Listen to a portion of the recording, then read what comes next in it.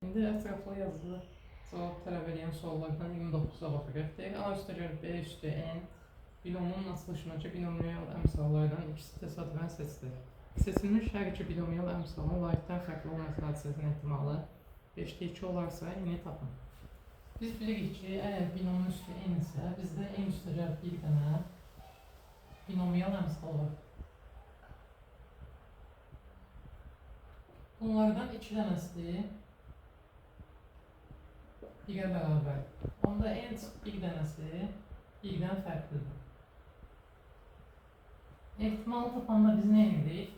Əlverişli halları binomi halların sayına bölürük. Yəni, bizdən n çıxıb 1 dənəsindən ikisini seçirik surətdə. Məqsəddə də n üstə 1 dənəsindən ikisini seçirik. Buradan deməli nə edirik? Kombinazonun üstünü hesablayırıq. N çıxıb 1 faktorial, bölək n çıxıb 3 faktorial, bölək 2 faktorial, n üstə 1 faktorial, bölək n çıxıb 1 faktorial, bölək 2 faktorial. 3 faktoriallar getdi, nə qaldı? Surətdə n çıxıb 1 faktorial, vuraq n çıxıb 1 faktorial, məqsəddə n çıxıb 3 faktorial, vuraq n üstə 1 faktorial. Bu n üstə 1 ilə bu n çıxıb 1 aparıram, bu ikisində 1 baxacaq. Surətdə qalır n çıxıb 1, vuraq n çıxıb 2, məqsəddə qalır n vuraq n üstə 1. Bərabərdə 2 bölünsün 5-ə. Vurub açıram, nə eləyəcək? N kvadrat çıxıb 3 üstə 2 bölünsün n kvadrat üstə n. Bərabərdə 2 bölünsün 5-ə.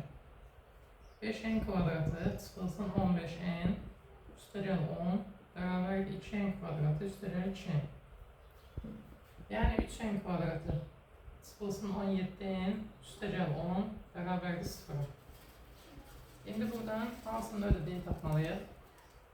N-in qiymətini tapmalıyıq. Ya diskriminantla, ya da ki, əslində viyetlə də olar. Fikirləşək viyetlə köşkləməliyim.